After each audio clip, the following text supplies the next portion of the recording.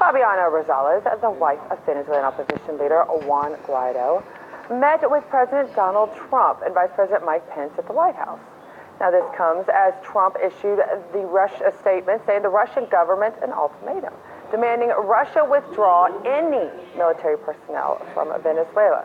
In quotes, Russia has to get out, the president said, saying all options are on the table if the support troops who are there at the request of President Nicolas Maduro do not leave.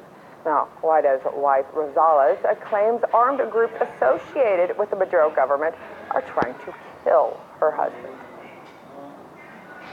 Today, the opposition in Guyana submitted an appeal with the Caribbean Court of Justice.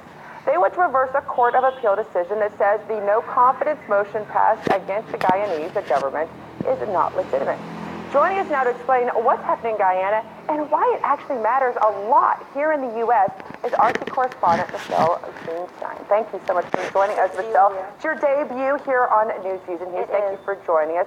I wanted to bring you on this story because nobody really is covering it, and yet it really is going to have an impact on our military and as well as our political advancement in Venezuela and why we're involved in Venezuela. So let's just start off. Where is Guyana? I think that's exactly the question to be asking, and I brought a map along to illustrate just that. And this is why it's very important to the story that you actually just led with about Venezuela. So Guyana actually borders Venezuela as well as Brazil and Suriname. Let's take a look at this map here. So even though people from Guyana actually call themselves Caribbean, it's actually not an island. There it is right there. But what's basically really interesting about this story is that there's a border dispute between Venezuela and Guyana that's actually been happening since the 1800s. At the time, the country was controlled by Great Britain and they couldn't agree on where their border was.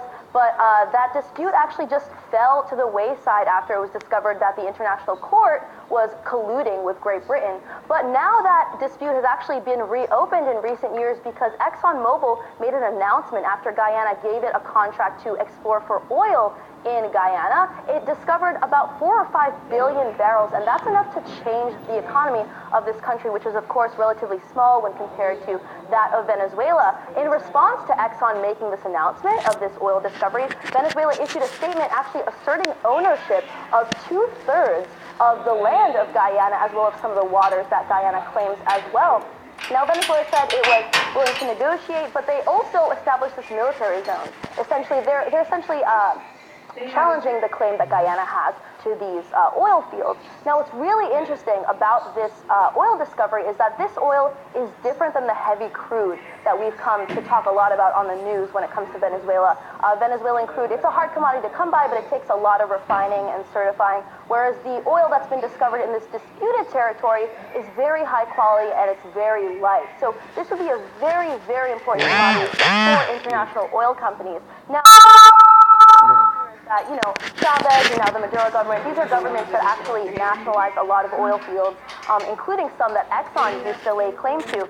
So what's happening now is that Venezuela is challenging the Guyanese government, whose oil is in control by U.S. oil corporations, and saying, hey, no, this is ours again, this dispute is being reopened, and that's why I think it's important to look at what's happening in this country. So this vote of no confidence that just happened in December, just like to add to what you said before, in January, the High Court of the country said that this was valid, and then the Court of Appeals, like you mentioned, said that that no confidence motion was not valid. So essentially what happens next in this country is something we need to pay attention to, because there is the possibility of martial law if the people in this country don't agree that this government represents them and that they don't want another election because these elections don't represent them, then what's happening on this border will have huge, huge implications. Absolutely. And the court overturned a ruling of an elected official. The court said shouldn't have ever been able to run for office because he was paid millions of dollars in U.S. dollars of bribe money, right, basically swearing his allegiance to the United States. Therefore, he was not swearing his allegiance to his own country.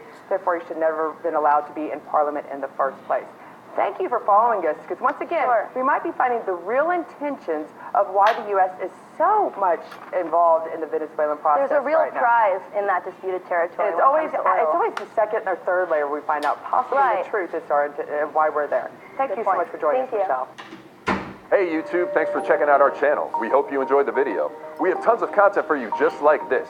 For more of RT America's one-of-a-kind news and analysis, be sure to subscribe and never stop questioning more. Fabiana Rosales, the wife of Venezuelan opposition leader Juan Guaido, met with President Donald Trump and Vice President Mike Pence at the White House.